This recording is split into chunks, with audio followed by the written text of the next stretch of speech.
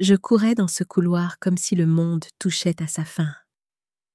Le bruit de mes chaussures résonnait contre le sol en linoléum.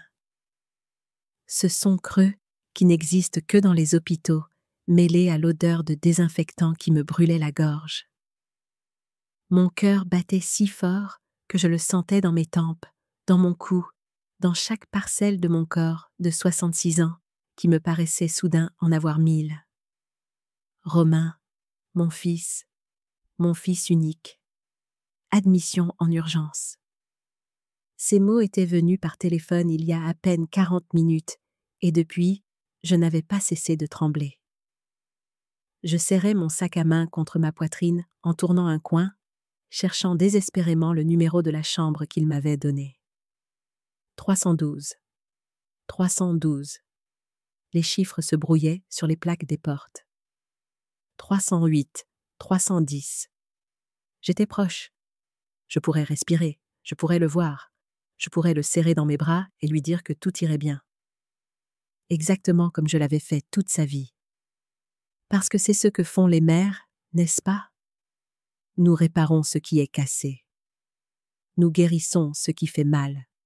Nous donnons tout, absolument tout, sans rien attendre en retour. Et j'avais tant donné. Tellement que parfois je me demandais s'il restait quelque chose de moi-même sous toutes ces couches de sacrifice. Mais à cet instant, rien de tout cela n'avait d'importance.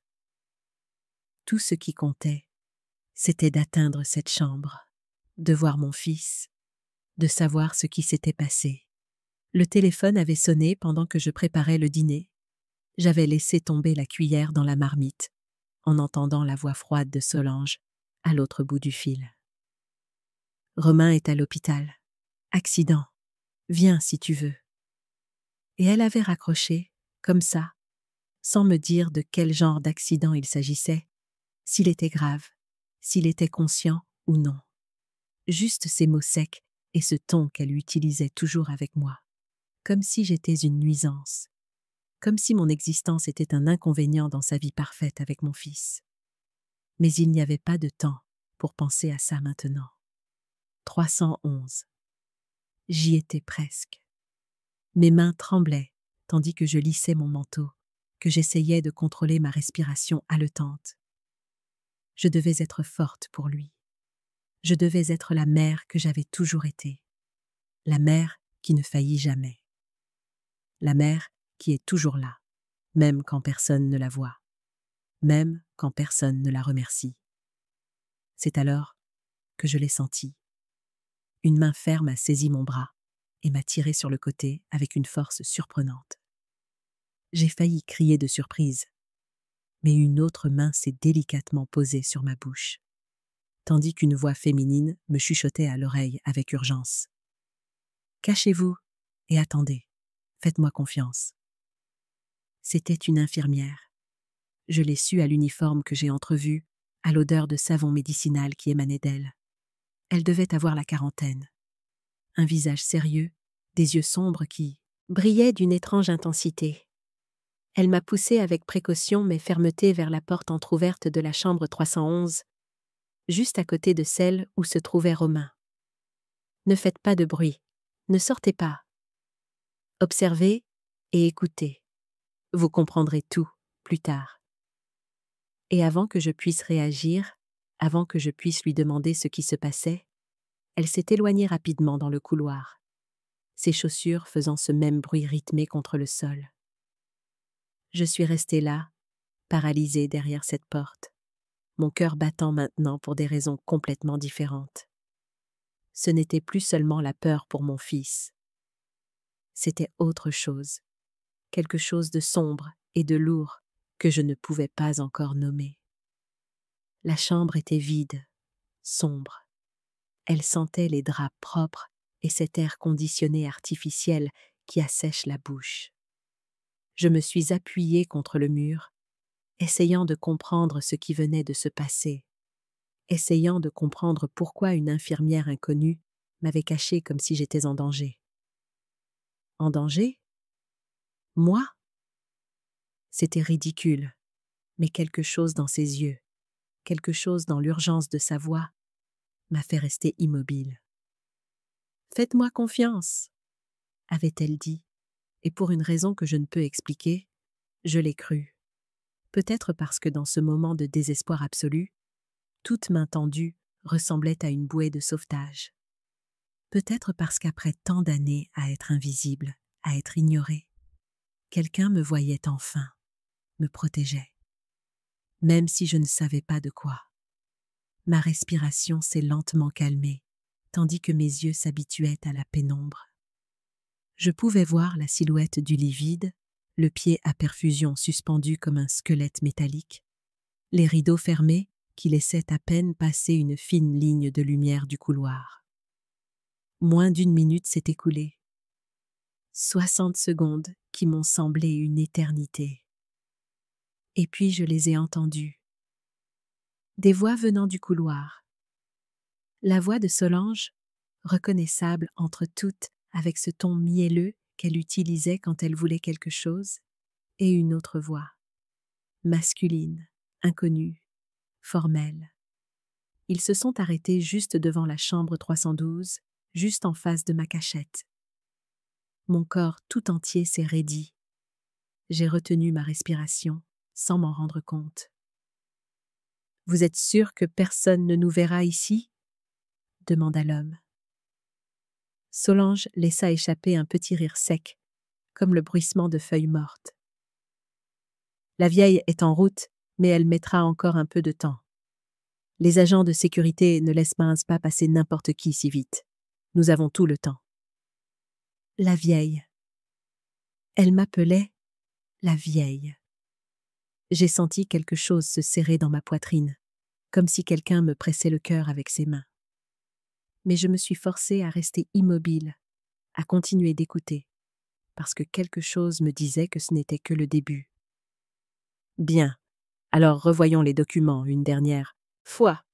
Le transfert de la maison doit être prêt avant qu'il ne se réveille. S'il demande quoi que ce soit, vous direz qu'il a tout signé avant l'accident. Compris. La maison. Notre maison. La maison que j'avais achetée avec l'argent de l'héritage de mon défunt mari. La maison que j'avais mise au nom de Romain parce que je lui faisais confiance. Parce que c'était mon fils. Parce que je n'aurais jamais imaginé qu'une chose pareille puisse arriver.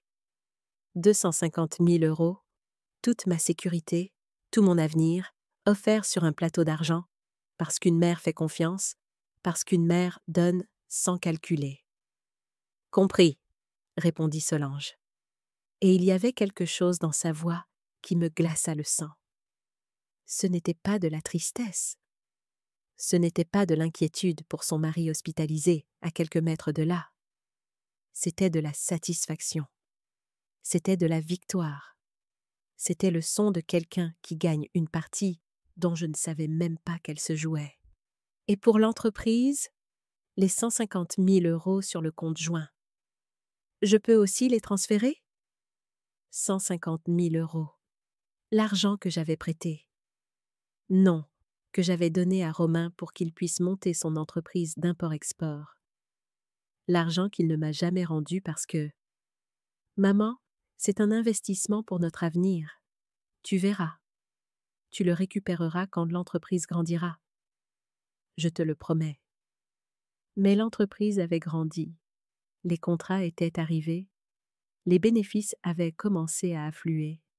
Et je vivais toujours dans mon petit 2 pièces, cuisinant avec les promotions du supermarché, portant les mêmes vêtements depuis 5 ans, éteignant les lumières pour économiser sur la facture d'électricité, pendant qu'il vivait dans cette immense maison avec un jardin et une piscine. Pendant que Solange achetait des sacs de créateurs qui coûtaient plus que mes 3 mois de loyer, pendant que Romain changeait de voiture tous les 2 ans, comme on change de chaussures. Techniquement, c'est compliqué parce que vous n'êtes pas titulaire du compte, dit l'homme. Et là, j'ai reconnu sa profession. Avocat. C'était un fichu avocat. Je pouvais l'imaginer dans son costume cher, sa mallette en cuir, ses mains propres qui n'avaient jamais fait de vrai travail. Mais s'il ne se réveille pas dans les prochains jours, ou s'il se réveille avec de graves lésions cognitives, vous pouvez demander une tutelle provisoire. Avec cela, vous aurez accès à tout, absolument tout. Les comptes en banque, les propriétés, les investissements. S'il ne se réveille pas, les mots flottaient dans l'air comme des couteaux aiguisés. S'il ne se réveille pas, comme si c'était une possibilité acceptable, comme si c'était même souhaitable, comme s'il parlait de la météo ou de ce qu'ils allaient dîner ce soir. J'ai mis ma main sur ma bouche pour m'empêcher de crier, pour m'empêcher de vomir là, contre ce mur froid de l'hôpital.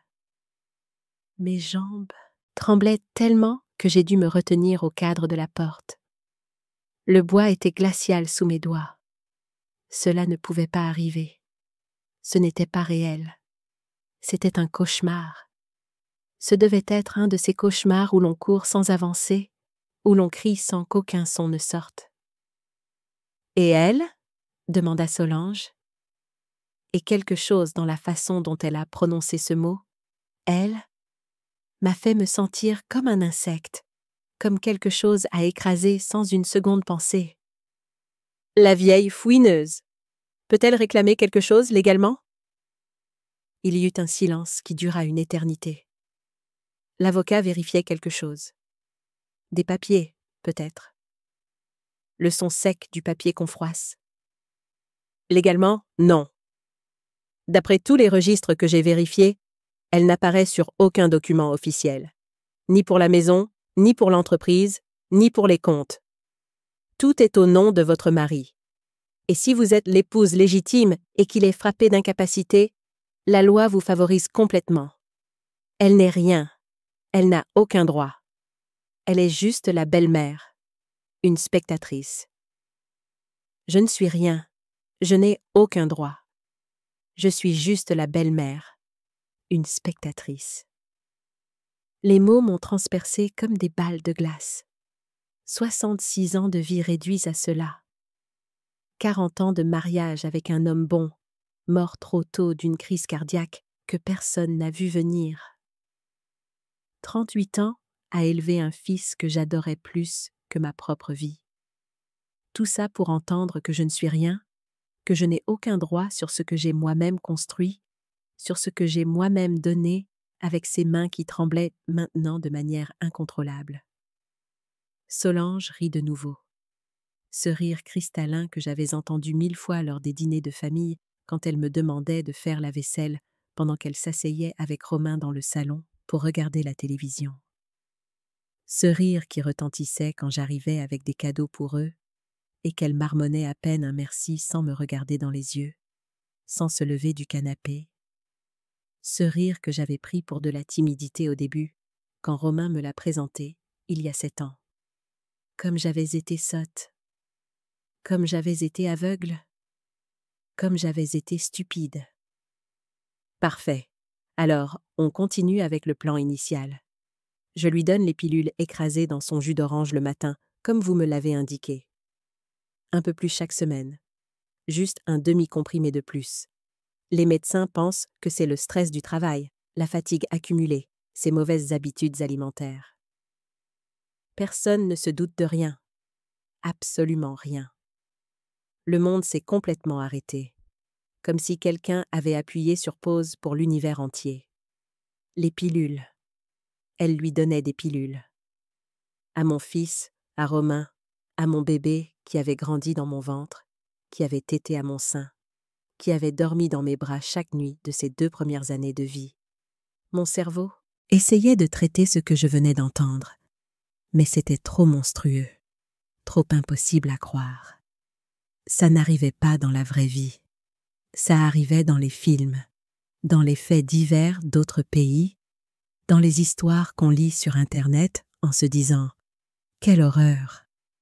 Heureusement que quelque chose comme ça ne m'arrivera jamais. » Mais ça arrivait. Ça arrivait en ce moment même, à quelques centimètres de l'endroit où je me cachais comme un rat effrayé. « Ici, à l'hôpital, c'est encore plus facile, » continua Solange de cette voix désinvolte, détendue, comme si elle parlait d'une recette de cuisine, comme si elle partageait une astuce pour nettoyer des taches tenaces. Je peux ajouter des choses à la perfusion quand les infirmières font leur ronde. J'ai accès parce que je suis l'épouse. Personne ne me questionne. Tout le monde me plaint. On m'apporte du café. On me dit d'être forte. C'est presque comique. Dans 2 ou 3 jours, tout sera fini. Son cœur lâchera, tout simplement. Ça aura l'air complètement naturel. Ça arrive tout le temps avec les hommes de 42 ans qui travaillent au trop et ne prennent pas soin d'eux. Les statistiques sont de notre côté. 42 ans. Mon fils avait 42 ans, et sa femme planifiait sa mort comme elle planifiait des vacances. J'ai senti mes jambes flancher. J'ai glissé le long du mur jusqu'à me retrouver assise sur le sol froid de cette chambre vide. Mes mains couvraient ma bouche si fort que je pouvais sentir mes propres dents contre mes lèvres. Je ne pouvais pas pleurer. Je ne pouvais pas faire un son. Je ne pouvais pas révéler que j'étais là, à écouter chaque mot de cette conversation infernale. « Excellent », dit l'avocat, et je l'entendis ranger des papiers, se préparer à partir. « Je vous enverrai les documents finaux ce soir par email. Signez-les numériquement et je m'occupe du reste. D'ici vendredi prochain, tout sera à votre nom. La maison, l'entreprise, les comptes. Et pour l'autre chose, le plan à l'hôpital, je ne sais rien. Officiellement, nous n'avons jamais eu cette conversation. C'est clair ? » « Limpide ?» répondit Solange. « Vous êtes un génie, maître Dubois. Je vous paierai très bien quand tout cela sera terminé. » « Très, très bien. » Dubois. Le nom de l'avocat était Dubois. J'ai gravé ce nom dans ma mémoire, comme si je le taillais dans la pierre. Ses pas s'éloignèrent dans le couloir, ce bruit de chaussures chères sur un linoléum bon marché. Mais Solange est restée là. Je pouvais l'entendre respirer. Je pouvais sentir sa présence de l'autre côté de ce mince mur qui nous séparait. Et puis elle a parlé, mais cette fois, personne n'était avec elle. Elle se parlait à elle-même, ou peut-être parlait-elle à Romain, qui était inconscient dans ce lit. « Pauvre idiot !» murmura-t-elle, et sa voix était remplie d'un venin si pur que c'en était brûlant à entendre. « Tu as cru m'avoir conquise avec tes fleurs bon marché et tes promesses vides. Je ne t'ai jamais aimé, pas un seul jour, mais tu avais ce dont j'avais besoin. Une mère stupide avec de l'argent, une entreprise en pleine croissance, une maison payée, et assez de naïveté pour tout mettre à ton nom sans aucune protection légale. Tu étais la cible parfaite. Chaque mot était une gifle. Chaque phrase était un poignard en plein cœur. 7 ans. Ils étaient mariés depuis 7 ans. 7 ans de mensonges. 7 ans de comédie. 7 ans. J'avais cru que mon fils était heureux. Tous ces moments que j'avais mal interprétés se sont bousculés dans mon esprit. Tous ces signes que j'avais ignorés, les fois où je venais leur rendre visite et où Solange disparaissait dans la chambre sous un prétexte quelconque. Les fois où Romain avait l'air fatigué, pâle, mais disait que c'était le travail. Les fois où j'avais proposé mon aide et où il avait refusé brusquement, comme si ma présence le dérangeait. « Maman, je ne suis plus un enfant. Je peux résoudre mes propres problèmes. » Mais ce n'étaient pas ses problèmes. C'était elle. C'était le poison qu'il buvait sans le savoir chaque matin avec son jus d'orange. C'était le monstre qui dormait à côté de lui chaque nuit, planifiant sa mort pendant qu'il rêvait d'un avenir qui n'arriverait jamais. « Et quant à toi, vieille fouineuse, » continua Solange, et je compris avec horreur que même si elle ne pouvait pas me voir, elle savait que j'existais. Elle savait que j'étais un obstacle sur son chemin. Dès que ce sera fini, je te ferai sortir de nos vies pour toujours. Tu n'auras même pas le droit de voir sa tombe, parce que légalement, tu n'es rien. Tu es juste la sorcière qui ne m'a jamais acceptée, qui m'a toujours regardée avec méfiance, qui a toujours essayé de semer la zizanie entre Romain et moi. Ce n'était pas vrai. J'avais essayé de l'accepter. Dieu sait que j'avais essayé de toutes mes forces, parce que c'était la femme que mon fils avait choisie. Parce que le voir heureux était la seule chose qui comptait pour moi. J'avais avalé 1000 humiliations. J'avais souri quand elle critiquait mes vêtements, ma coiffure, ma cuisine. J'avais fait sa vaisselle après des dîners où l'on ne me servait même pas une assiette décente, où je mangeais les restes debout dans la cuisine pendant qu'il dînait dans la salle à manger. J'avais acheté des cadeaux coûteux pour ses anniversaires, pour Noël, pour chaque occasion spéciale. Des cadeaux qu'elle ouvrait sans émotion et laissait oublier dans un coin. J'avais pris soin de leur maison quand ils partaient en voyage, arrosant les plantes, ramassant le courrier, faisant la poussière.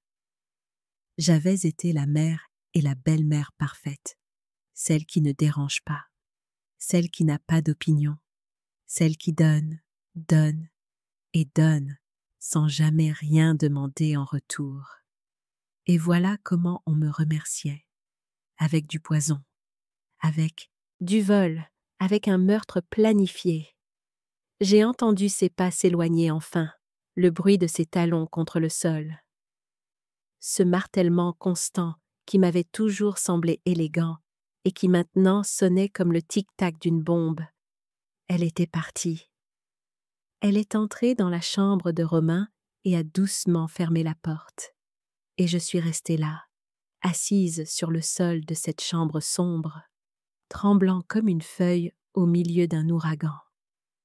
Je ne sais pas combien de temps s'est écoulé. Ça aurait pu être des secondes, des minutes ou une éternité. Le temps avait cessé d'avoir un sens.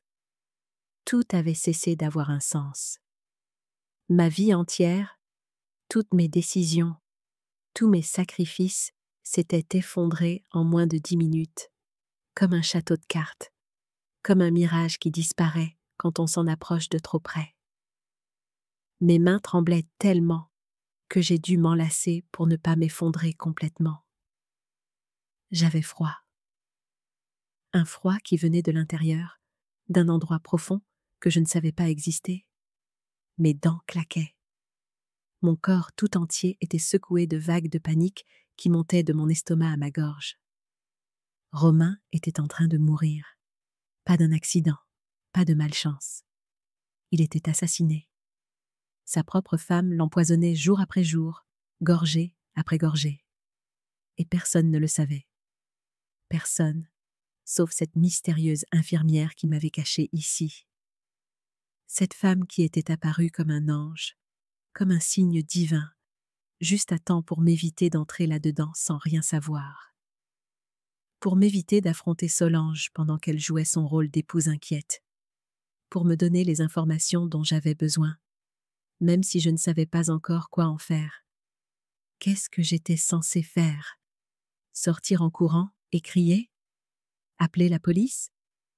Entrer dans cette chambre et arracher les yeux de cette femme de mes propres mains? Chaque option semblait impossible. Chaque chemin semblait mener à un abîme plus profond parce qu'elle avait raison sur un point. Légalement, je n'étais rien. Je n'avais aucune preuve. J'avais seulement surpris une conversation. Ma parole contre la sienne. Une vieille femme hystérique contre une jeune et belle épouse, pleurant son mari malade. La porte s'ouvrit soudainement, et j'ai failli avoir une crise cardiaque sur place. C'était elle, l'infirmière. Elle est entrée rapidement, a fermé la porte derrière elle et a allumé une petite lampe dans un coin. La faible lumière m'a permis de bien la voir pour la première fois. Son visage était marqué par la détermination, ses yeux brillants mais sérieux, ses cheveux tirés en une queue de cheval serrée. Son badge indiquait « Laetitia Mercier, infirmière spécialisée ». Elle m'a regardé droit dans les yeux et s'est agenouillée devant moi, prenant mes mains gelées dans les siennes, qui étaient chaudes. « Respirez », dit-elle, d'une voix ferme mais bienveillante. « Respirez profondément. Je sais que vous êtes en état de choc. Je sais que ce que vous venez d'entendre est monstrueux, mais j'ai besoin que vous vous calmez. J'ai besoin que vous pensiez clairement parce que votre fils n'a pas beaucoup de temps. » Ces mots furent comme une gifle qui me réveilla. Elle avait raison. Je ne pouvais pas m'effondrer. Pas maintenant. Plus tard, il y aurait du temps pour pleurer, pour crier, pour digérer tout ça. Mais maintenant, Je devais agir. Je devais sauver mon fils. J'ai pris une grande inspiration. 1, 2, 3 fois. L'air entrait de manière saccadée, mais il entrait. Mon cœur battait toujours trop vite, mais au moins, il battait. « Comment saviez-vous » ai-je réussi à demander d'une voix rauque. « Comment saviez-vous qu'elle… » Laetitia a soupiré et s'est assise sur le sol à côté de moi, le dos appuyé contre le mur. « Je m'occupe de votre fils en consultation externe depuis 3 semaines. Il venait tous les 5 jours avec des symptômes étranges. Fatigue extrême, vertige, nausées, rythme cardiaque irrégulier. Les médecins ne trouvaient rien de concluant. Ils disaient que c'était le stress. Mais j'ai déjà vu ces symptômes. Ma sœur est morte comme ça il y a 4 ans. Son mari l'a empoisonnée avec des anticoagulants pendant des mois. Le temps qu'on s'en rende compte, il était trop tard. Son corps était détruit de l'intérieur. Sa voix s'est brisée en disant cette dernière partie, et j'ai pu voir la douleur ancienne briller dans ses yeux. Elle avait perdu sa sœur de la même manière horrible, et maintenant, elle essayait de sauver mon fils. Elle essayait d'empêcher une autre famille de vivre le même cauchemar qu'elle. J'ai commencé à avoir des soupçons il y a 1 semaine, a-t-elle poursuivi. L'épouse était toujours trop calme, trop contrôlée. Elle ne pleurait jamais, ne se désespérait jamais. Elle ne posait que des questions sur les résultats, les délais de récupération, les procédures légales s'il devenait incapable. Des questions étranges pour quelqu'un qui est censé aimer son partenaire. Alors, j'ai demandé à voir ses anciennes analyses de sang, d'il y a 6 mois, avant le début des symptômes, et je les ai comparées avec les analyses actuelles. Il y a une différence énorme. Ces niveaux de certaines substances sont complètement altérés, d'une manière qui n'est pas naturelle, d'une manière qui ne se produit qu'avec un empoisonnement intentionnel et soutenu. Laetitia a sorti son téléphone et m'a montré une série de chiffres et de graphiques que je ne comprenais pas entièrement, mais qui semblaient terrifiants. Des lignes rouges qui montaient et descendaient comme des montagnes russes, des valeurs marquées de points d'exclamation. J'ai parlé au docteur Chevalier, le chef de la toxicologie. C'est le seul en qui j'ai confiance ici. Je lui ai montré mes soupçons. Il a accepté d'enquêter discrètement, mais nous avions besoin de preuves, plus solides. Nous devions la prendre sur le fait. Elle m'a de nouveau montré son téléphone, mais cette fois, ce n'était pas des graphiques. C'était une application d'enregistrement. Elle enregistrait. Elle avait enregistré toute la conversation entre Solange et l'avocat. Chaque mot, chaque confession, chaque détail monstrueux de leur plan. Je savais que vous viendriez aujourd'hui. Solange l'a mentionné ce matin aux autres infirmières, agacée de devoir s'occuper de la belle-mère fouineuse. Alors, j'ai attendu dans le couloir. Je vous ai vu courir désespérément et j'ai su que je devais vous protéger. Je devais vous empêcher d'entrer là-dedans sans savoir. Et je devais la faire avouer. Et elle l'a fait. Elle a tout avoué. Des larmes se sont mises à couler sur mes joues de manière incontrôlable. Des larmes de soulagement mêlées de terreur, mêlées d'une gratitude infinie envers cette femme inconnue qui avait décidé de risquer son travail, peut-être sa carrière, pour sauver mon fils, pour me donner une chance de me battre. « Merci » ai-je murmuré, et ma voix s'est brisée en 1000 morceaux. « Merci. Merci. Merci. » Elle a serré mes mains fermement. « Ne me remerciez pas encore, ce n'est que le début. Maintenant, nous devons agir vite et intelligemment. Le docteur Chevalier est déjà en train d'analyser la poche de perfusion de votre fils. S'il trouve des preuves de manipulation, nous appellerons la police immédiatement. Mais il nous en faut plus. Nous devons trouver les pilules qu'elle utilise. Nous avons besoin de preuves matérielles. Où les garderait-elle ? Ai-je demandé, essayant de penser clairement malgré le chaos dans ma tête. Probablement dans son sac à main ou dans la voiture. Les femmes comme elles sont arrogantes. Elles se sentent intouchables. Elles ne pensent pas que quelqu'un pourrait les découvrir. Laetitia s'est levée et m'a aidée à me relever. Mes jambes tremblaient encore, mais elles soutenaient mon poids. « Écoutez-moi attentivement, » dit-elle en me regardant droit dans les yeux, avec une intensité qui me fit sentir que tout était possible, que nous pouvions gagner. Vous allez sortir d'ici et agir comme si vous ne saviez rien. Vous allez aller dans la chambre de votre fils. Vous allez serrer cette femme dans vos bras, si nécessaire. Vous allez pleurer. Vous allez jouer le rôle de la mère désespérée, ce qu'elle s'attend à voir. Pendant ce temps, je vais parler à la sécurité de l'hôpital. Je vais leur demander de vérifier les caméras du couloir. Je vais documenter chaque fois qu'elle entre seule dans cette chambre. Et je vais m'assurer qu'elle ne s'approche plus de cette poche de perfusion. J'ai hoché la tête, essayant d'absorber toutes les instructions. Agir, faire semblant, devenir ce qu'elle attendait de moi. Une vieille femme sotte et désespérée. Je pouvais le faire. Je l'avais fait pendant des années sans même m'en rendre compte. Et une dernière chose, ajouta Laetitia à voix basse. Ne dites rien à votre fils pour l'instant. S'il se réveille, s'il peut parler, ne lui dites pas ce que vous savez. Il pourrait ne pas vous croire. Il pourrait penser que vous exagérez, que vous êtes jalouse, que vous inventez des choses. Les hommes amoureux sont aveugles.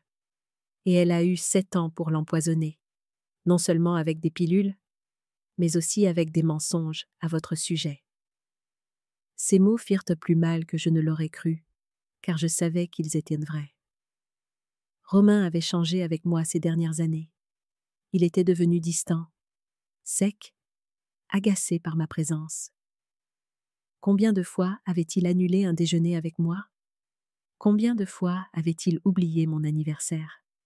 Combien de fois m'avait-il dit qu'il était trop occupé pour me rendre visite? Et j'avais toujours pensé que c'était le travail, que c'était le stress, que cela faisait partie du fait de grandir et d'avoir sa propre famille. Je n'avais jamais imaginé que c'était elle qui lui chuchotait du poison à l'oreille chaque nuit.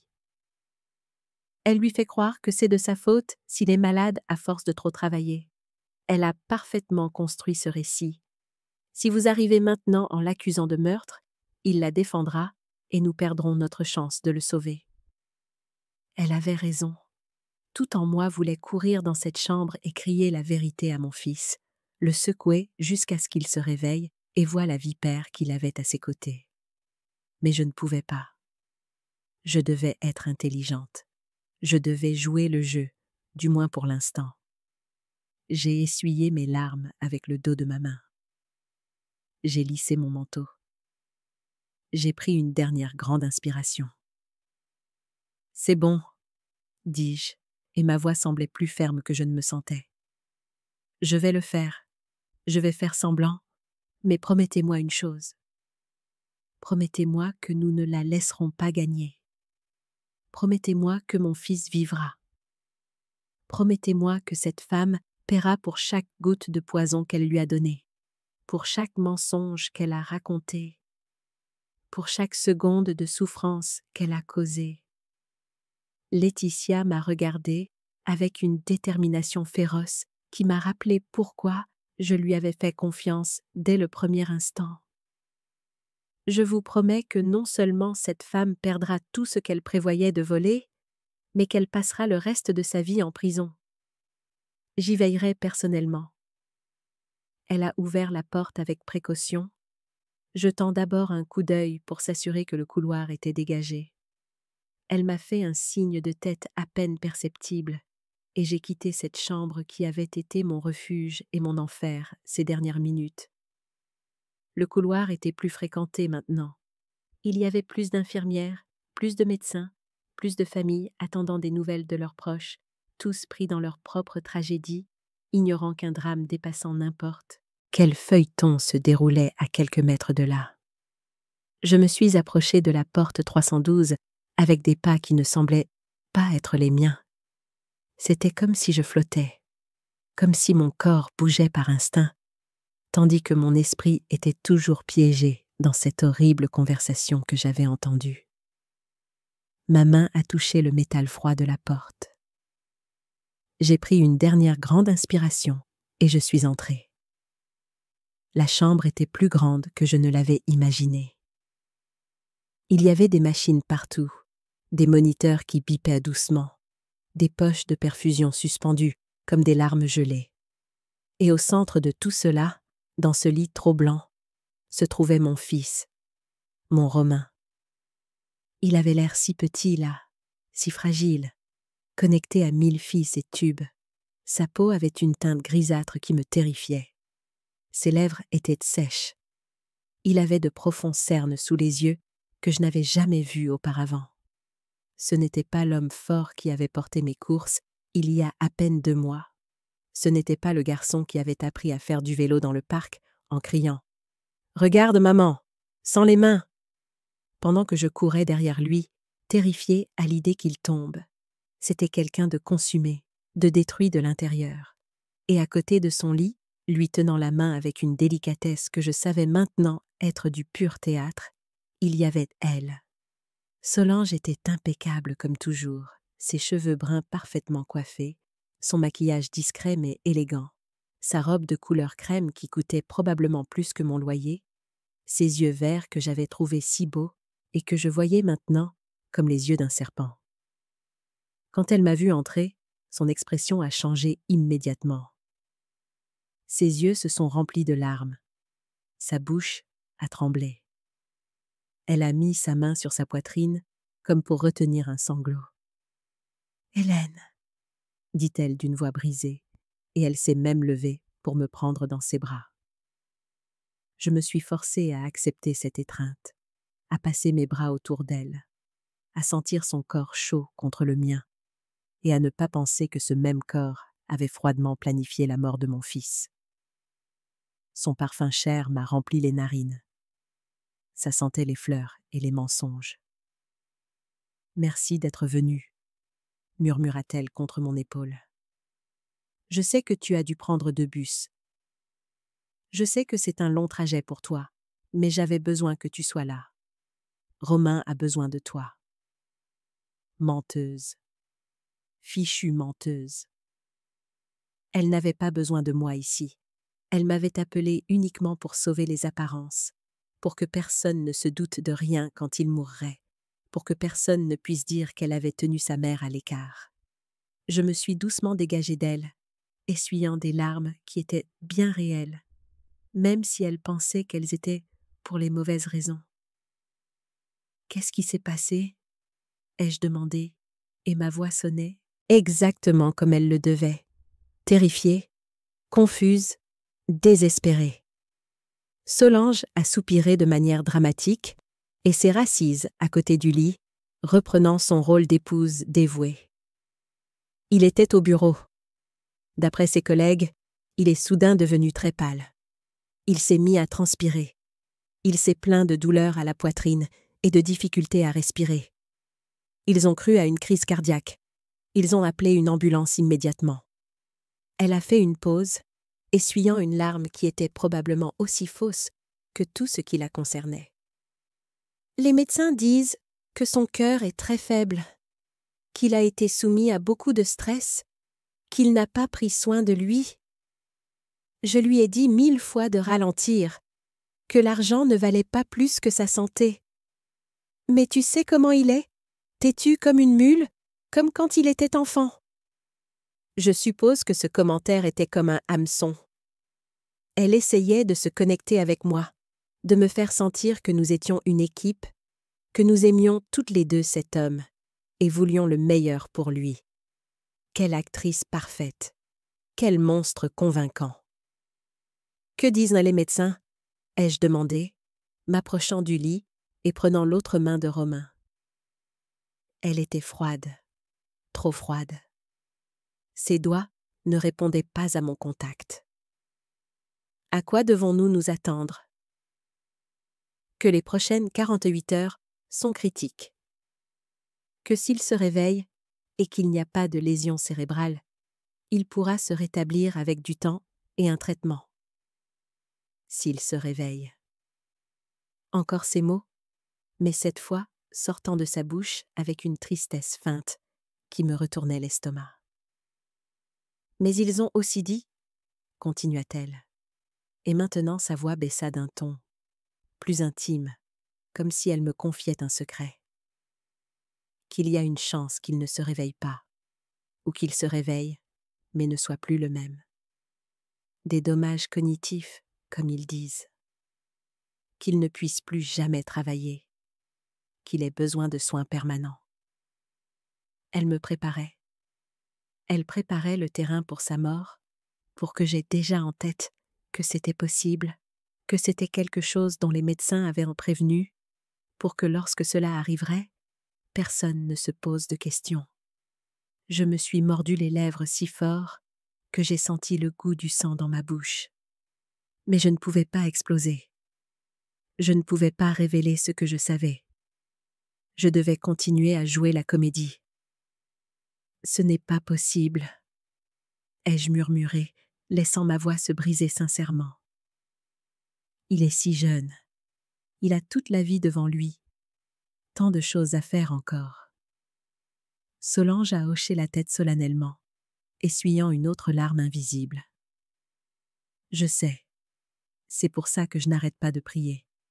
C'est pour ça que j'ai demandé à l'abbé Thomas de venir demain pour lui donner une bénédiction, au cas où. Au cas où il mourrait comme elle l'avait prévu. Au cas où le poison ferait enfin son effet. Au cas où personne ne s'en apercevrait à temps. Mais quelqu'un s'en était aperçu. Laetitia s'en était aperçue. Et maintenant, je savais aussi. Et nous n'allions pas laisser faire ça. Puis-je rester un moment seule avec lui ? Ai-je demandé, espérant qu'elle dirait oui. J'avais besoin d'une pause de sa présence toxique. J'avais besoin de respirer sans que son parfum ne m'envahisse. Solange a hésité. J'ai vu une ombre de méfiance traverser son visage pendant une fraction de seconde avant qu'elle ne remette le masque de la belle-fille compréhensive. « Bien sûr, je vais aller chercher un café. Tu veux quelque chose ? Un thé chaud, peut-être ?» J'ai secoué la tête. « Je veux juste parler à mon fils. » Elle a hoché la tête et a quitté la chambre d'un pas élégant, fermant doucement la porte derrière elle. Dès qu'elle est sortie, je me suis effondrée sur le lit, serrant Romain dans mes bras avec tout le soin du monde pour ne débrancher aucun fil. « Pardonne-moi » ai-je murmuré contre ses cheveux qui sentaient l'hôpital et la maladie. « Pardonne-moi de ne pas m'en être rendu compte plus tôt. Pardonne-moi de ne pas t'avoir protégée. Mais je jure sur tout ce que j'ai de plus cher que je ne la laisserai pas gagner. Je vais te sortir de là, mon amour. Je vais te sauver, même si c'est la dernière chose que je fais dans cette vie. » Je l'ai embrassée sur le front avec une tendresse infinie, sentant la peau froide et moite sous mes lèvres. Ses paupières ont légèrement tremblé, comme si quelque part, au fond de son inconscience, il pouvait m'entendre. Comme si une partie de lui savait que sa mère était là, se battant pour lui comme elle l'avait toujours fait. J'ai séché mes larmes et me suis redressée juste au moment où la porte s'est rouverte. Mais ce n'était pas Solange. C'était Laetitia, poussant un chariot de médicaments. Elle m'a fait un signe de tête presque imperceptible. Il y avait des nouvelles. « Madame Hélène ?» dit-elle d'une voix professionnelle, jouant parfaitement son rôle. « Pourriez-vous venir avec moi un instant ? Le docteur Chevalier souhaite vous parler de l'état de votre fils. Cela ne prendra que quelques minutes. » J'ai hoché la tête et l'ai suivi hors de la chambre, marchant dans le couloir jusqu'à une petite salle de consultation vide. Dès qu'elle a fermé la porte, son expression a complètement changé. Elle n'était plus l'infirmière gentille et professionnelle. C'était une guerrière avec des informations cruciales. « Nous l'avons trouvé !» dit-elle sans préambule. Le docteur Chevalier a analysé la poche de perfusion et a trouvé des traces de warfarine. C'est un anticoagulant très puissant. À dose contrôlée, il est utilisé en médecine, mais dans les quantités que nous avons trouvées, il est conçu pour provoquer des hémorragies internes. La pièce a tourné autour de moi. Warfarine, anticoagulant, hémorragie interne. Mon fils se vidait de son sang lentement, de l'intérieur, et personne ne l'avait vu jusqu'à présent. Cela ne lui a pas été prescrit, continua Laetitia d'une voix tendue. Quelqu'un l'a ajouté à la perfusion après sa préparation. Et il y a plus. Nous avons vérifié les caméras de sécurité des dernières 24 heures. Il y a 3 moments où Solange entre seule dans la chambre, quand il n'y a aucune infirmière à proximité. Dans 2 de ces cas, on la voit clairement manipuler la poche de perfusion. Nous avons des preuves visuelles. Mon cœur battait si fort que je l'entendais dans mes oreilles. Nous avions des preuves, de vraies preuves. Pas seulement l'enregistrement audio, mais aussi des preuves matérielles et vidéo. « Avez-vous déjà appelé la police ?» ai-je demandé d'une voix étranglée. Laetitia a secoué la tête. Le docteur Chevalier le fait en ce moment même. Mais il y a un problème. Solange a des droits légaux en tant qu'épouse. Si elle se doute de quelque chose, elle peut partir avant l'arrivée de la police. Elle peut détruire des preuves. Elle peut contacter son avocat et préparer une défense. Nous devons la garder ici, sans qu'elle se doute de rien jusqu'à l'arrivée des agents. Combien de temps ? 25 minutes, une demi-heure maximum. Le commissariat le plus proche est à 10 minutes. Mais ils doivent préparer le mandat, venir avec des inspecteurs spécialisés. Vous devez retourner là-dedans et agir comme si de rien n'était. Occupez-la. Faites-la parler. Faites tout ce qu'il faudra. 20 minutes, une demi-heure. Une éternité quand on joue la comédie devant quelqu'un qui a prévu de tuer votre fils. Mais je pouvais le faire. Je devais le faire. Il y a autre chose, dit Laetitia en sortant de nouveau son téléphone. En vérifiant les caméras, nous avons trouvé ça. C'est d'il y a 3 jours. Elle m'a montré une vidéo enregistrée en noir et blanc. C'était Solange dans le parking de l'hôpital, parlant au téléphone. Il n'y avait pas de son, mais je pouvais voir son langage corporel. Elle était détendue, presque heureuse. Elle souriait. À un moment donné, elle a même ri. Une femme dont le mari est gravement malade ne rit pas comme ça dans le parking de l'hôpital, dit Laetitia avec dégoût. Nous avons demandé au service technique d'essayer de lire sur ses lèvres ou de récupérer l'audio de l'environnement, mais c'est difficile. Cependant, il y a un moment où elle regarde directement vers une caméra proche sans savoir qu'elle est là, et on peut clairement lire ce qu'elle dit. Elle a mis la vidéo en pause à ce moment précis et a zoomé sur l'image. Solange disait quelque chose, et même s'il n'y avait pas de son, c'était parfaitement clair sur ses lèvres. Bientôt, je serai libre. Bientôt, je serai libre. 3 mots qui confirmaient tout, qui scellaient son destin, qui prouvaient que ce n'était pas de l'amour inquiet, mais un calcul froid. Cela sera également donné à la police, dit Laetitia en rangeant le téléphone. C'est une munition de plus, une preuve de plus que c'était prémédité, planifié, exécuté en pleine conscience de ce qu'elle faisait. J'ai hoché la tête, sentant quelque chose se durcir en moi. Je n'étais plus seulement la mère désespérée. Je n'étais plus la vieille femme sotte qui avait été manipulée pendant des années. J'étais quelqu'un de nouveau, quelqu'un de plus fort, quelqu'un prêt à faire tout ce qui était nécessaire pour protéger son fils. J'y retourne, dis-je avec une fermeté qui me surprit moi-même. Je vais la retenir là-bas. Et quand la police arrivera, je veux être présente. Je veux voir son visage quand elle réalisera qu'elle a perdu, que toute sa comédie était vaine, que la vieille idiote n'était pas si idiote que ça, après tout.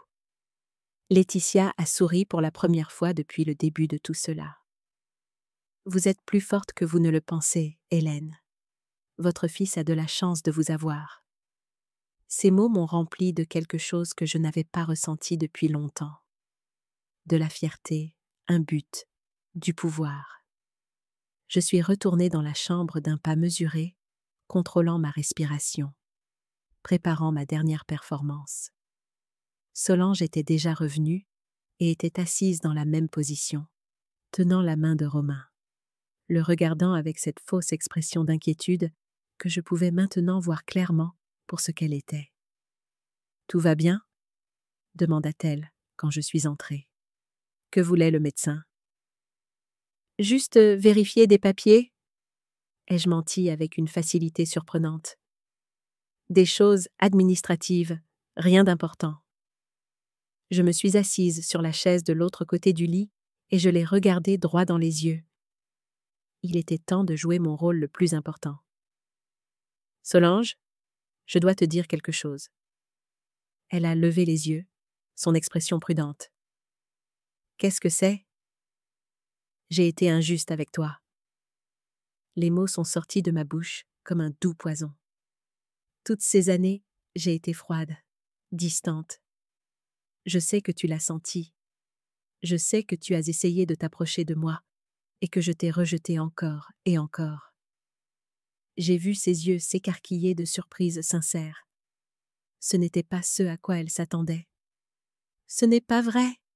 commença-t-elle à dire, mais je l'ai interrompue. « Si, c'est vrai.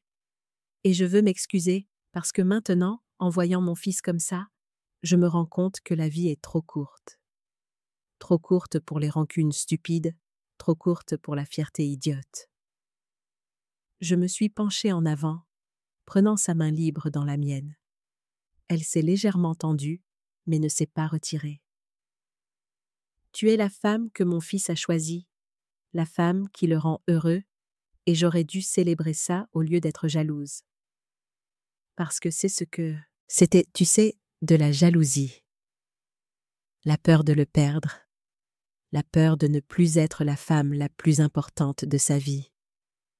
Chaque mot était un mensonge parfait. Chaque phrase était un hameçon, et elle mordait. Je pouvais le voir à la façon dont ses yeux se sont adoucis, à la façon dont sa posture s'est détendue. « Hélène, je... » « Laisse-moi finir, s'il te plaît, » dis-je en lui serrant la main. « Si Romain survit à ça, et il doit survivre, je veux recommencer à zéro avec toi. Je veux être la belle-mère que tu mérites, la grand-mère dont tes futurs enfants auront besoin. Parce que vous allez avoir des enfants, n'est-ce pas? Vous en aviez parlé. » J'ai vu quelque chose vaciller dans ses yeux. De l'inconfort, de la culpabilité peut-être, ou simplement l'agacement de devoir continuer à jouer la comédie alors qu'elle pensait déjà avoir gagné. « Oui, » dit-elle finalement. « Nous en avions parlé, après que l'entreprise se soit stabilisée, après que nous ayons eu plus d'économies. Encore des mensonges. Il n'y avait jamais eu de projet d'enfant, seulement des projets de veuvage précoce et de richesse facile. Eh bien, quand il sortira d'ici, je vais vous aider. J'ai quelques économies de côté. Ce n'est pas grand-chose, mais c'est quelque chose. Peut-être que je peux vous aider avec l'acompte pour une maison plus grande, une avec un jardin pour les enfants. Ce serait mon cadeau pour vous, pour la famille que vous allez construire. » J'ai vu ses yeux briller un instant, de la pure et simple cupidité. Même maintenant, même au milieu de son plan directeur, l'idée de plus d'argent l'excitait. « Tu n'as pas à faire ça, Hélène, » dit-elle doucement. Mais ses yeux disaient le contraire. Ses yeux criaient « Donne-moi plus, donne-moi tout. » Je le veux, c'est le moins que je puisse faire après toutes ces années de distance. De plus, je n'ai personne d'autre. Quand je mourrai, tout ce que j'ai reviendra de toute façon à Romain. Et par conséquent, à toi aussi. Mieux vaut en profiter ensemble de mon vivant. Maintenant, je me vendais complètement. Je me dépeignais comme la vieille femme sotte avec de l'argent qu'elle avait toujours cru que j'étais. Et ça marchait. Je pouvais voir comment elle se détendait de plus en plus, comment la tension quittait ses épaules. Elle croyait qu'elle m'avait enfin brisée, qu'elle avait enfin gagné ma confiance. « Tu es si généreuse, » dit-elle, et elle me serra même la main avec ce que je suppose devait ressembler à de l'affection. « Romain a beaucoup de chance de t'avoir comme mère. » J'ai dû me mordre la langue pour ne pas lui cracher la vérité au visage. Nous avons continué à parler de banalités, de souvenirs inventés, de projets futurs qui n'existeraient jamais. J'ai joué mon rôle de belle-mère repentante, et elle a joué le sien de belle-fille indulgente. 2 actrices sur une petite scène, attendant que le rideau tombe. J'ai regardé l'horloge discrètement. 15 minutes s'étaient écoulées. Encore 5. Juste 5 minutes de plus et la police arriverait. Juste 5 minutes de plus et tout ce théâtre prendrait fin. « Tu sais ce que j'aimerais ?» dis-je soudain, comme si l'idée venait de me traverser l'esprit. J'aimerais que, lorsque Romain se réveillera, la première chose qu'il voit soit les 2 femmes les plus importantes de sa vie se tenant la main, unies pour lui. Solange sourit, et c'était un sourire si doux, si faux, si parfaitement répété. J'adorerais ça, Hélène. J'adorerais ça. Mais alors, quelque chose a changé dans son expression. Une ombre a traversé son visage. Elle s'est raidie et a lâché ma main. « Qu'est-ce que c'est que ce bruit ?» demanda-t-elle en tournant la tête vers la porte. Je l'ai entendu aussi. Des voix dans le couloir. Beaucoup de voix. Des pas rapides, le son immistakable d'une activité urgente. Et puis la porte s'est ouverte en grand. 4 personnes sont entrées.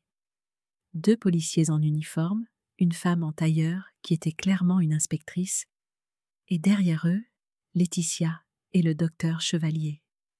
Solange a sursauté, les yeux écarquillés. « Qu'est-ce qui se passe ?» demanda-t-elle. Et pour la première fois depuis que je la connaissais, sa voix semblait réellement effrayée. L'inspectrice s'est avancée, montrant son badge.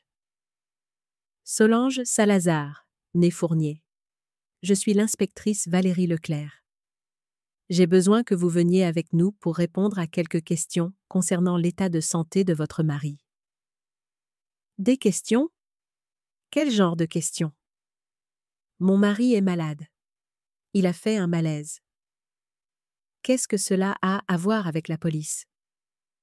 Sa voix monta d'un ton, devenant plus aigu, plus désespéré. Le masque commençait à se fissurer. Nous avons trouvé des preuves que M. Romain Salazar a été victime d'un empoisonnement intentionnel et soutenu. L'analyse toxicologique montre des niveaux dangereux de warfarine dans son système, une substance qui ne lui a pas été prescrite et qui a été délibérément ajoutée à son traitement hospitalier.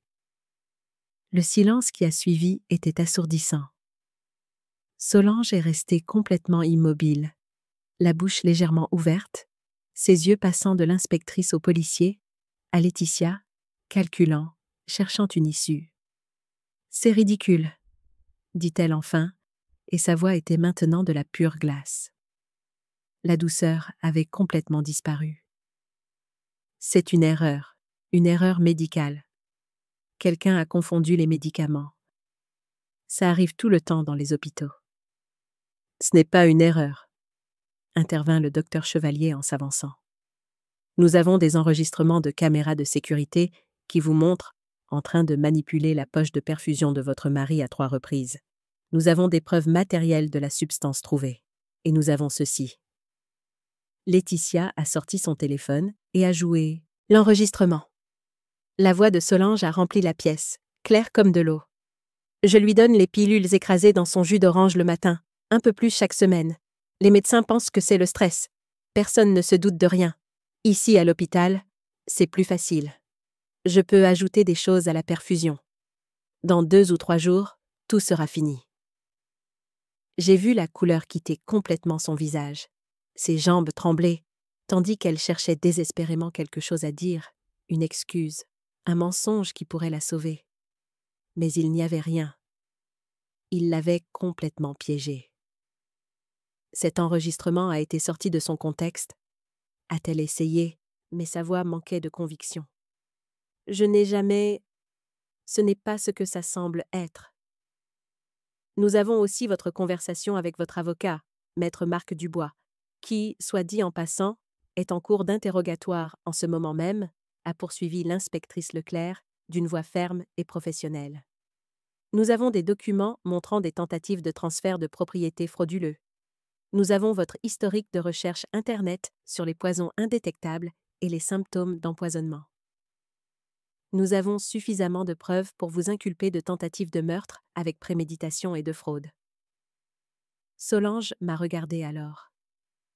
Ses yeux verts, autrefois si beaux, maintenant remplis d'une haine pure. « C'est toi » siffla-t-elle comme un serpent. « C'est toi qui as fait ça, vieille fouineuse, vieille sorcière. Tu ne pouvais pas te taire et laisser les choses suivre leur cours. Il a fallu que tu mettes ton nez où il ne fallait pas. » Je me suis levée lentement, marchant vers elle avec un calme que je ne me connaissais pas. Je me suis tenue devant elle, la regardant droit dans les yeux. « Je suis sa mère, » dis-je d'une voix basse mais pleine de puissance. Et une mère protège toujours ses enfants. Toujours. Tu pensais pouvoir me tromper. Tu pensais que j'étais une vieille femme stupide avec de l'argent. Tu pensais pouvoir tout me voler, tuer mon fils et t'en tirer? Mais tu t'es trompé. Tu t'es lourdement trompé. Solange Fournier, dit l'un des policiers en sortant les menottes. Vous êtes en état d'arrestation pour tentative de meurtre au 1er degré. Vous avez le droit de garder le silence.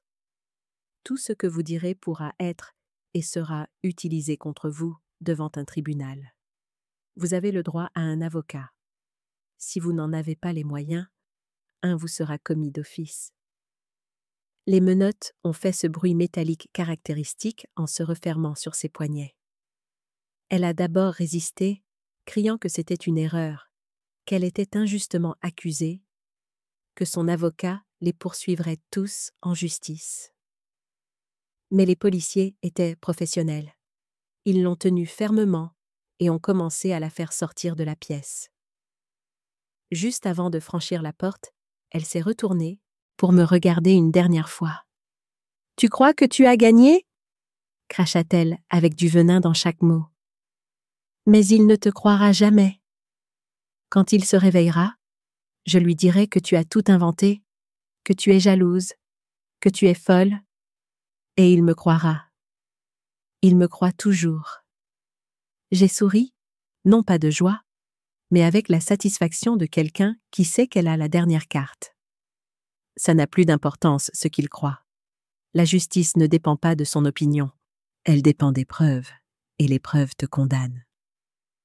Ils l'ont emmené alors, ses cris résonnant dans le couloir, jusqu'à ce qu'ils s'évanouissent au loin. Je suis restée là, tremblant de la tête aux pieds, sentant toute l'adrénaline qui m'avait tenue debout pendant la dernière heure me quitter enfin.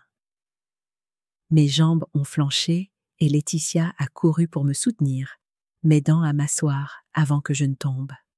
« C'est fini » murmura-t-elle en me serrant dans ses bras. « C'est fini. Vous avez été incroyable. Vous avez sauvé votre fils. » Mais je ne pouvais pas encore célébrer, car Romain était toujours inconscient dans ce lit. Romain était toujours plein de poison. Romain se battait toujours pour sa vie. « Docteur » dis-je d'une voix tremblante en regardant Chevalier. « Mon fils, est-ce qu'il va s'en sortir? Avez-vous pu… » « Nous avons commencé le traitement de désintoxication dès que nous avons confirmé la warfarine, » expliqua-t-il d'une voix rassurante. De fortes doses de vitamine K pour contrer l'anticoagulant. Des transfusions de plasma frais. Son corps est jeune et fort. Il a de très bonnes chances de se rétablir complètement. De très bonnes chances. Ce n'était pas une garantie, mais c'était de l'espoir. Et l'espoir était plus que ce que j'avais eu il y a à peine 2 heures. Je me suis approchée du lit de mon fils et j'ai de nouveau pris sa main, la serrant fort. Bats-toi, mon amour, ai-je murmuré. Bats-toi pour ta vie. Maman a déjà fait sa part. Maintenant, c'est à toi de jouer. Les 2 jours suivants furent les plus longs de ma vie. Je n'ai pas quitté l'hôpital. Je ne pouvais pas. Laetitia m'a obtenu un laissez-passer spécial pour rester dans la chambre de Romain 24 heures sur 24. Elle m'apportait du café, des sandwichs que je goûtais à peine, des couvertures quand je frissonnais de froid au petit matin. Elle était devenue plus qu'une infirmière. Elle était mon ange gardien, ma sauveuse, la sœur que je n'ai jamais eue. Le docteur Chevalier venait toutes les quelques heures pour vérifier les signes vitaux de Romain, pour ajuster les médicaments, pour m'expliquer patiemment chaque petit changement dans son état.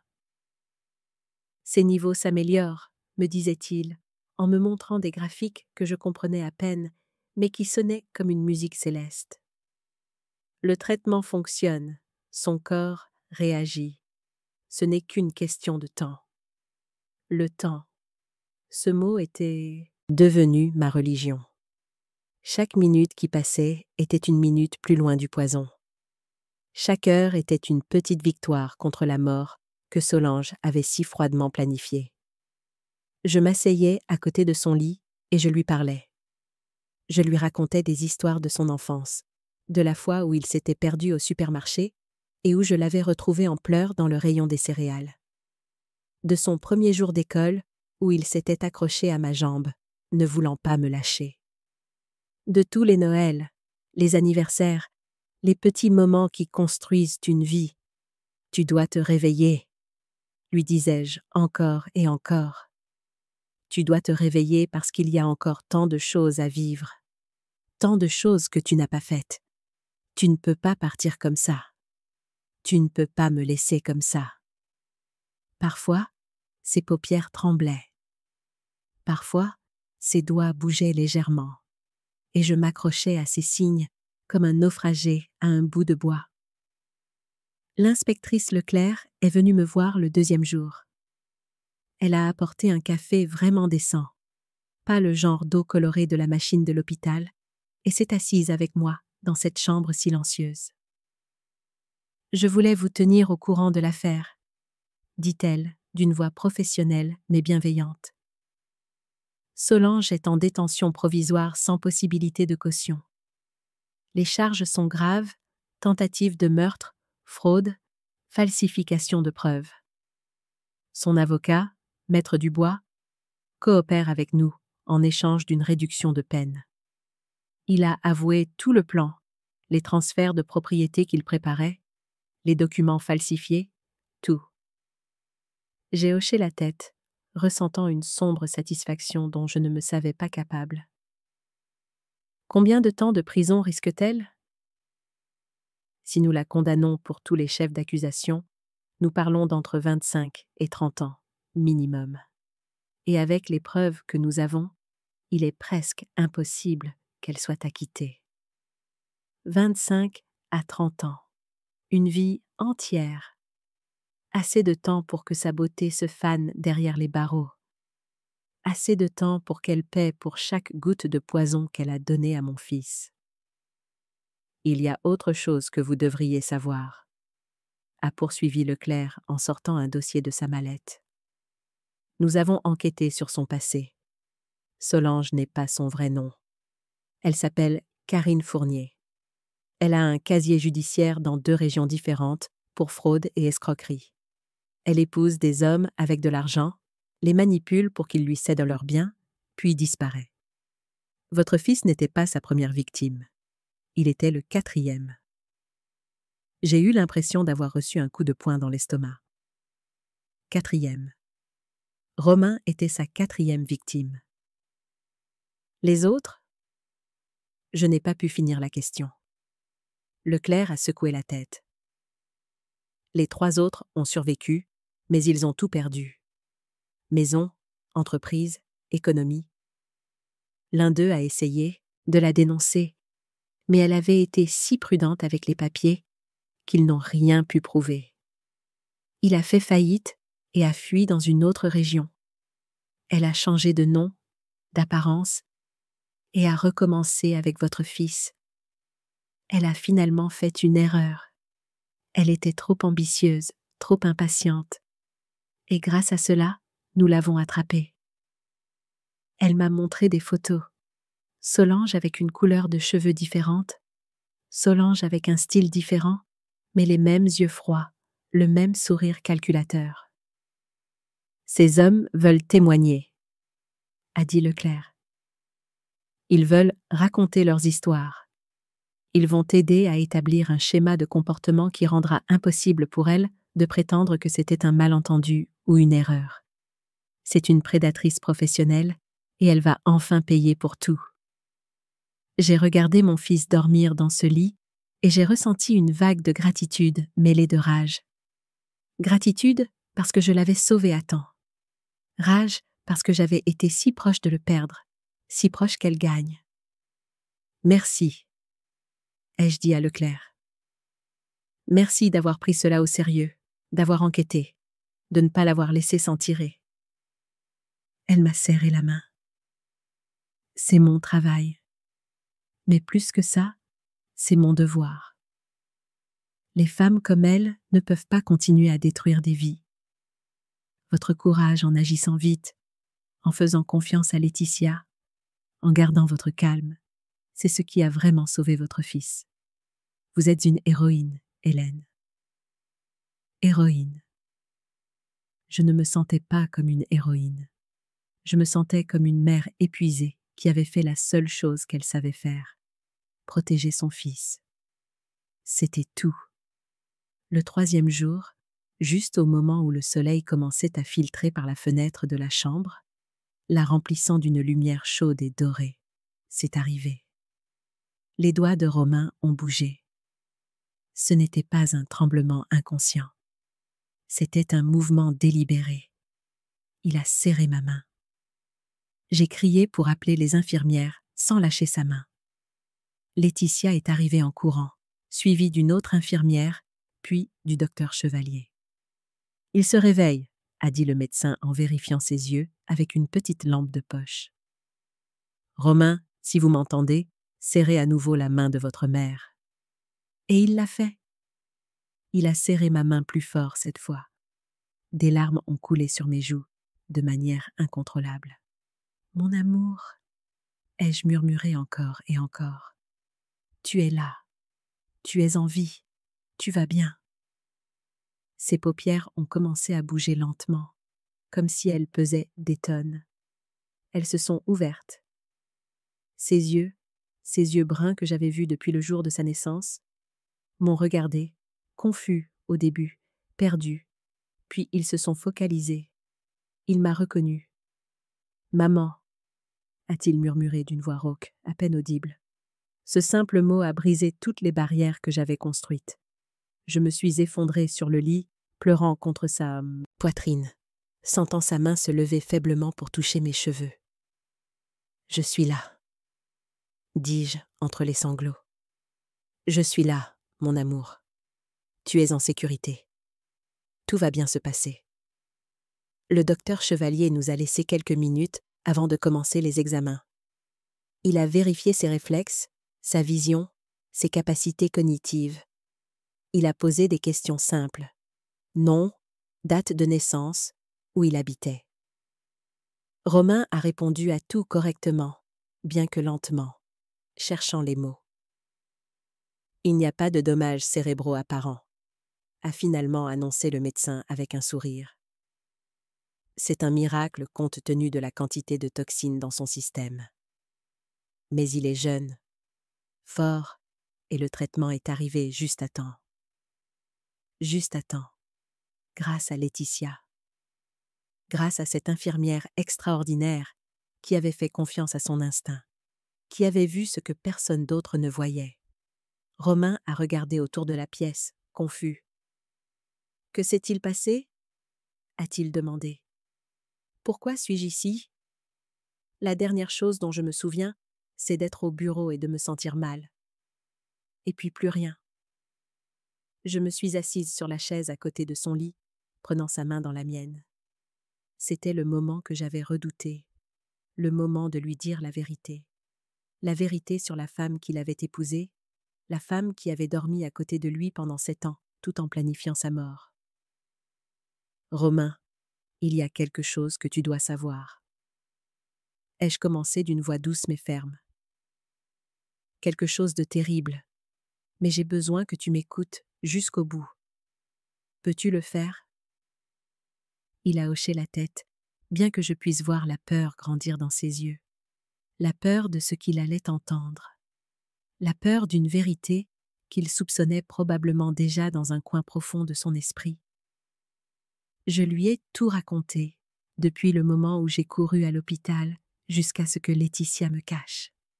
Je lui ai parlé de la conversation que j'ai surprise entre Solange et l'avocat, du poison dans son jus d'orange, de la warfarine dans sa perfusion, des 7 années de mensonges, des 3 autres victimes, du plan pour tout prendre et le laisser mourir, comme si ce n'était qu'un accident de plus.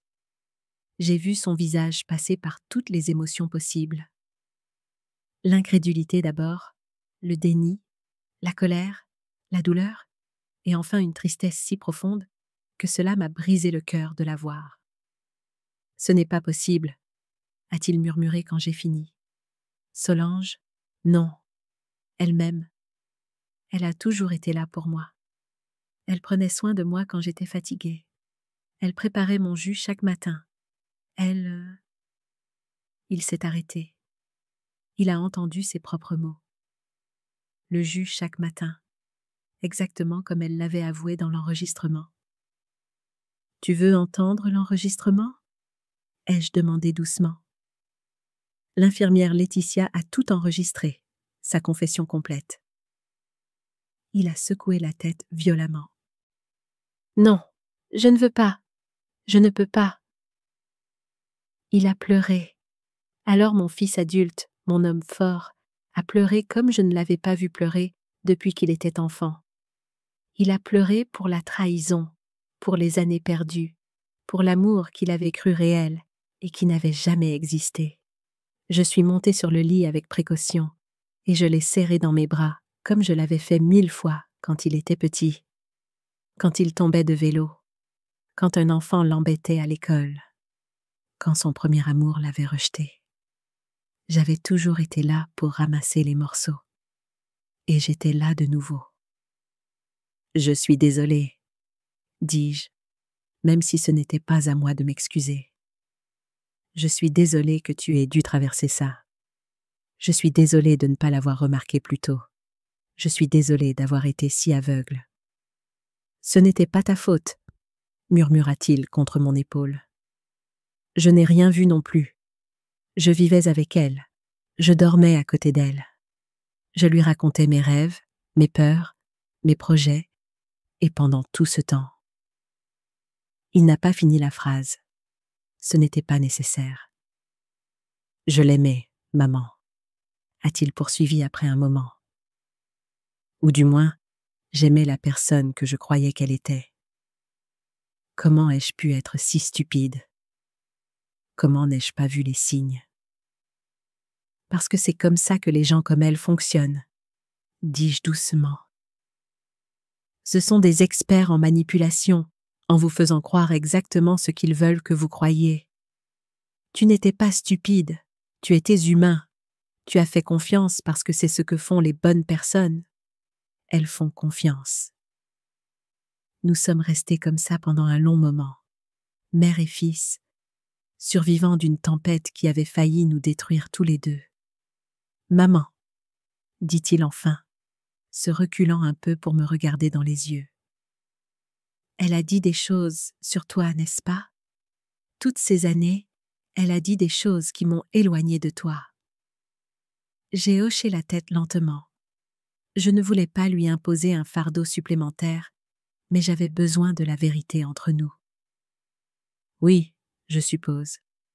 Tu as commencé à changer avec moi il y a environ 3 ans. Plus distant, plus froid, comme si ma présence te dérangeait. Il a fermé les yeux de honte. Elle m'a dit que tu étais contrôlante, que tu voulais nous séparer, que tu parlais mal d'elle dans son dos. que tu lui faisais des cadeaux chers juste pour la faire se sentir mal, pour montrer qu'elle ne pouvait pas s'offrir ces luxes. Chaque fois que je mentionnais de te rendre visite, elle pleurait. Elle disait que tu la faisais se sentir inférieure, que tu ne l'accepterais jamais. Et moi, je l'ai cru. Mon Dieu, j'ai été un tel idiot. Non, dis-je fermement. Tu n'étais pas un idiot.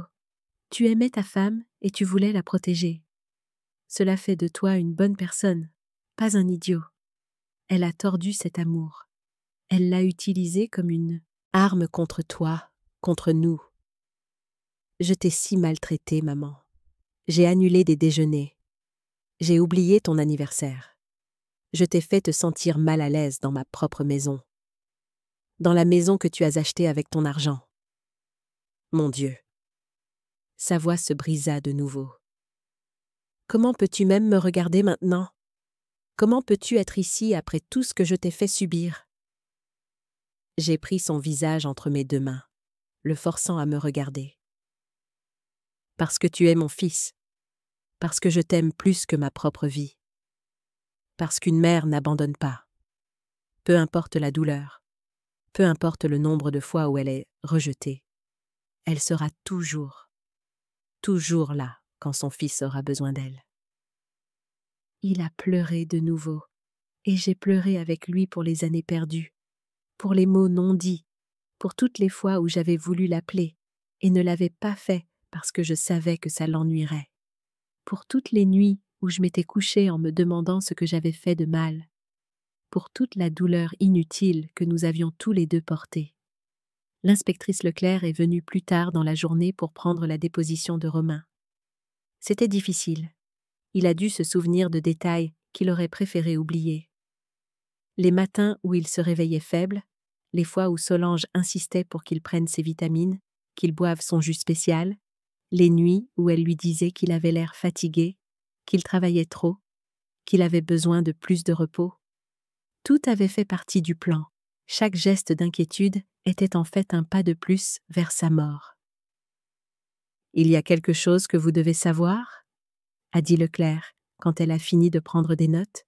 « La maison qui est à votre nom, celle que votre mère a achetée. Solange avait entamé les procédures de transfert, mais nous les avons arrêtées à temps. La propriété est toujours à vous. Nous avons également gelé tous les comptes bancaires et bloqué tout accès qu'elle avait. Votre argent est en sécurité. » Romain m'a regardé avec une expression d'horreur absolue. « Maman, ton argent, l'héritage de papa, les 250 000 €, j'ai failli tout perdre. »« Mais tu ne l'as pas perdu ?» dis-je fermement. « Nous l'avons sauvé.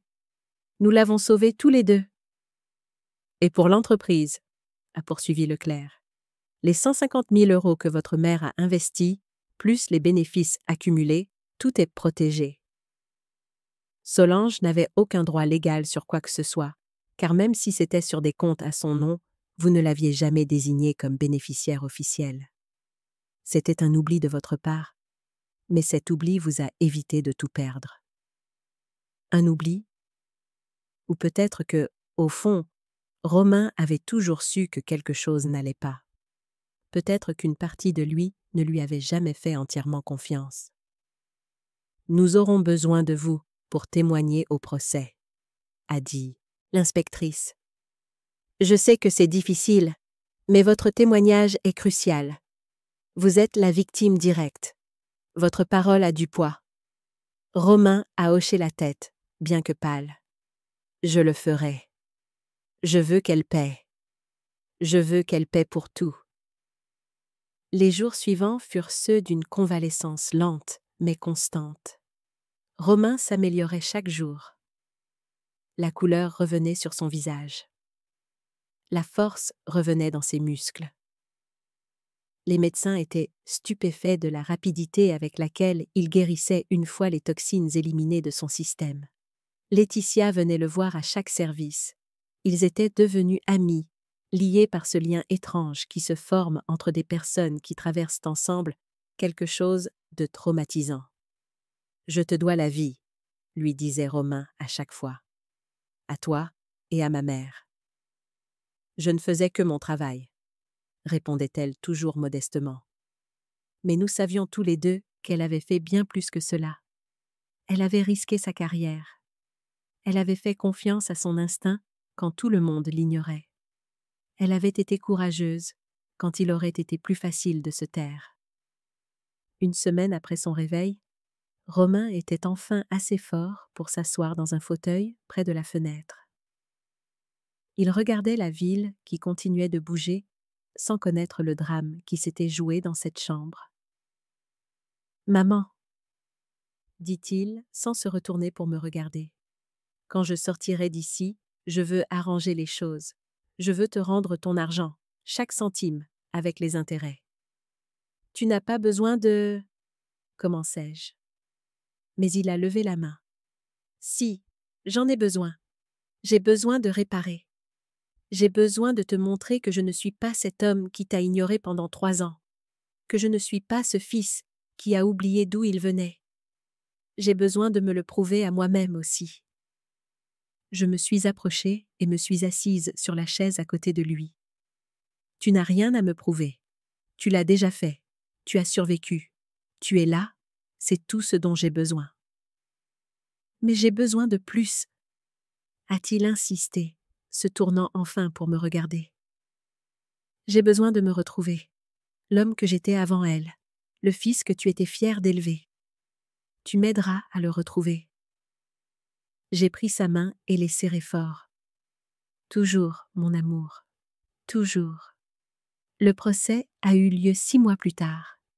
6 mois pendant lesquels Romain s'est complètement rétabli, a refermé des blessures qu'il pensait ne jamais guérir, a réappris à faire confiance, en commençant par se faire confiance à lui-même. 6 mois pendant lesquels notre relation s'est reconstruite sur des bases plus solides, plus honnêtes que jamais. Nous sommes entrés dans ce palais de justice ensemble, bras dessus, bras dessous. Lui, dans un costume gris qui lui donnait l'air de l'homme d'affaires prospère qu'il était. Moi, dans une robe vert olive que j'avais achetée spécialement pour l'occasion. Non par vanité, mais parce que je voulais avoir l'air forte. Je voulais qu'elle voie qu'elle n'avait pas réussi à me détruire. Solange, ou plutôt Karine, était assise au banc des accusés. Elle avait l'air différente. Ses cheveux avaient perdu leur éclat. Sa peau paraissait pâle sous les lumières artificielles du tribunal, mais ses yeux étaient toujours les mêmes, froids, calculateurs.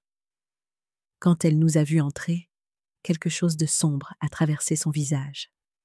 De la haine pure. Il n'y avait plus de masque. Il n'y avait plus de comédie. C'était la vraie Karine Fournier, la prédatrice cachée derrière le faux nom de Solange. Le procureur a présenté les preuves méthodiquement. Les enregistrements audio où elle avouait tout, les vidéos de sécurité la montrant en train de manipuler la poche de perfusion, les analyses toxicologiques, les témoignages des 3 autres hommes qu'elle avait précédemment escroqués. Chaque preuve était un clou de plus dans son cercueil judiciaire. Laetitia a témoigné sur la façon dont elle avait remarqué les symptômes, sur ses soupçons, sur l'enquête qu'elle avait menée au risque de son emploi. Le docteur Chevalier a expliqué en termes médicaux précis comment la warfarine avait détruit le corps de Romain de l'intérieur. Comment, sans intervention, il serait mort en quelques jours. L'inspectrice Leclerc a présenté toutes les preuves de la fraude, les documents falsifiés, le casier judiciaire de Karine sous ses multiples identités. C'était dévastateur. Un par un, les piliers de sa défense s'effondraient. Son avocat a tenté de soutenir que les enregistrements avaient été obtenus illégalement, que les témoignages étaient circonstanciels, que tout pouvait s'expliquer par une série de malentendus tragiques. Mais personne ne l'a cru. Les preuves étaient trop solides, trop claires, trop accablantes. Puis on m'a appelée à la barre. Je me suis assise sur cette chaise en bois dur, regardant le jury, le juge, toute la salle d'audience remplie d'inconnus venus assister à ce drame. « Madame Hélène, commença le procureur, Pouvez-vous nous raconter avec vos propres mots ce que vous avez entendu ce jour-là à l'hôpital? Et j'ai tout raconté, de mon désespoir en courant dans ce couloir jusqu'au moment où Laetitia m'a caché. De chaque mot venimeux sorti de la bouche de cette femme, jusqu'au moment où j'ai compris que mon fils était lentement assassiné. Ma voix s'est brisée plusieurs fois. Des larmes ont coulé sur mes joues, de manière incontrôlable. Mais j'ai continué à parler, parce que mon fils méritait d'être entendu, parce que les autres victimes méritaient la justice, parce qu'aucune autre mère ne devrait vivre cet enfer. Et comment vous êtes-vous senti lorsque vous avez entendu que votre fils était empoisonné? Demanda le procureur. J'ai regardé Karine droit dans les yeux en répondant. J'ai eu l'impression que le monde s'effondrait, mais j'ai aussi ressenti de la rage. Une rage que je ne savais pas exister en moi. La rage que quelqu'un puisse être si méchant, si calculateur, si froid. La rage de lui avoir fait confiance, de l'avoir accueillie dans ma famille, d'avoir cru qu'elle aimait mon fils, alors que tout ce temps, elle ne voyait que des chiffres, des euros, des biens, du pouvoir. Y a-t-il autre chose que vous souhaiteriez dire? Demanda le procureur. Oui, dis-je fermement. Je veux que le jury sache que cette femme n'est pas la victime d'un malentendu. C'est une prédatrice professionnelle. Elle a délibérément détruit des vies. Et si vous ne l'arrêtez pas ici, elle continuera à le faire. La prochaine victime pourrait être quelqu'un d'autre, le fils d'une autre mère. Et peut-être que cette mère n'aura pas autant de chance que moi. Peut-être que personne ne remarquera les signes à temps. S'il vous plaît, ne lui donnez pas cette opportunité. L'avocat de la défense a essayé de me discréditer lors du contre-interrogatoire. Il a suggéré que j'étais jalouse de la relation de mon fils, que j'avais tout inventé par dépit, que les enregistrements auraient-ils pu être modifiés. Mais à chaque question qu'il posait, je répondais avec calme et vérité. Puis, ils ont appelé Romain. Le voir marcher vers cette barre, fort et vivant alors qu'il aurait dû être mort, a été l'un des moments les plus puissants de ma vie.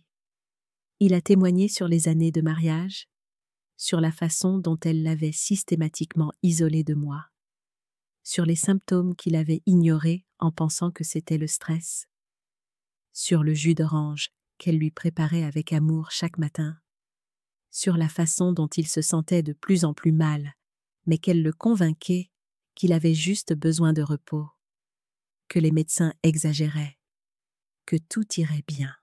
« L'aimiez-vous » demanda le procureur. « J'aimais la personne que je croyais qu'elle était » répondit fermement Romain. Mais cette personne n'a jamais existé. C'était un masque, un personnage conçu pour me manipuler, me voler, me tuer. Et maintenant, ressentez-vous quelque chose pour elle? Romain la regarda droit dans les yeux pour la première fois depuis le début du procès. De la pitié, dit-il finalement. De la pitié que quelqu'un puisse vivre comme ça, sans amour réel, sans liens authentiques, juste en calculant, toujours en calculant. Quelle vie vide ça doit être. J'ai vu quelque chose vaciller dans les yeux de Karine.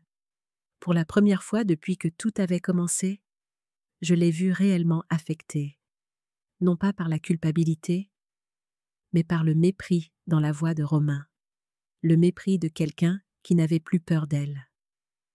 Les délibérations du jury ont duré moins de 3 heures. Quand ils sont revenus, le juge a demandé « Le jury est-il parvenu à un verdict ?» « Oui, votre honneur », a répondu le président du jury. Sur le chef d'accusation de tentative de meurtre au premier degré, nous déclarons l'accusé coupable. Sur le chef d'accusation de fraude aggravée, coupable. Sur le chef d'accusation de falsification de documents, coupable. Sur tous les chefs d'accusation présentés, nous la déclarons coupable. Le marteau est tombé. Le son a résonné dans cette salle d'audience comme un coup de tonnerre. Karine n'a pas pleuré. Elle n'a pas supplié. Elle est juste restée assise, rigide, tandis que les policiers s'approchaient. La sentence fut de 32 ans de prison, sans possibilité de libération conditionnelle avant 20 ans. 32 ans. Assez de temps pour que toute sa beauté se fane. Assez de temps pour qu'elle paie pour chaque vie qu'elle avait détruite. Alors qu'on l'emmenait hors de la salle, elle s'est arrêtée à côté de notre table. Elle nous a regardés, Romain et moi, avec ses yeux verts pleins de venin. « Ce n'est pas fini, » siffla-t-elle.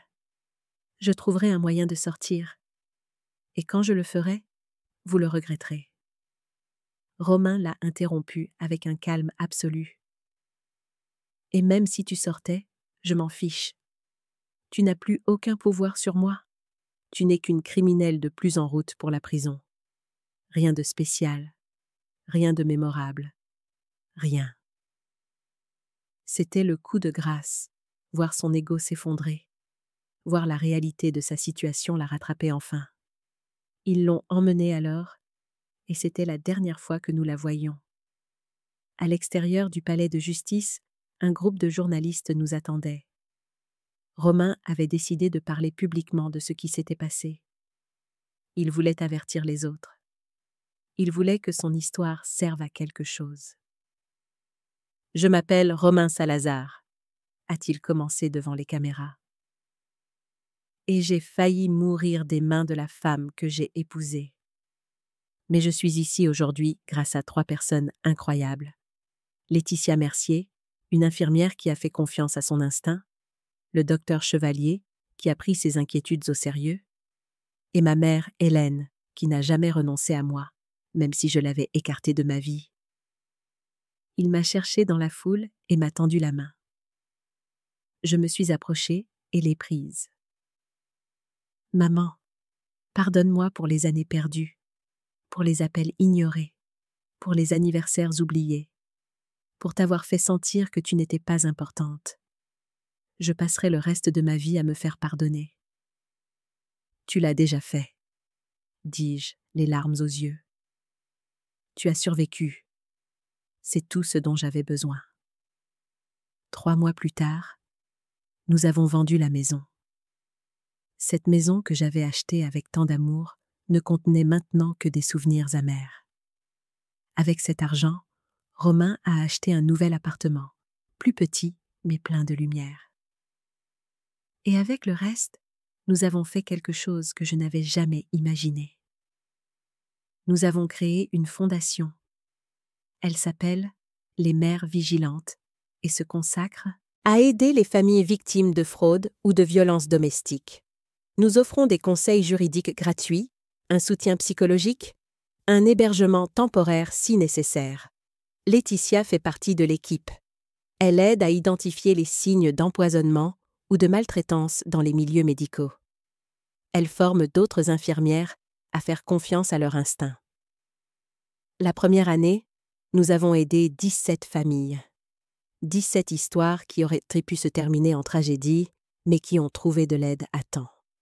Et moi, Hélène, la vieille femme qu'on croyait invisible, je suis devenue la voix de ceux qui ne pouvaient pas parler. Je donne des conférences dans les hôpitaux, dans les centres communautaires, partout où l'on m'invite. Je raconte mon histoire sans honte, parce que la honte n'est pas la mienne. Elle appartient aux prédateurs qui se cachent derrière des sourires charmants. Aujourd'hui, alors que j'écris ces lignes depuis mon nouvel appartement avec vue sur la mer, que je me suis acheté avec mes propres économies récupérées, je ressens quelque chose que je n'avais pas ressenti depuis des années. La paix.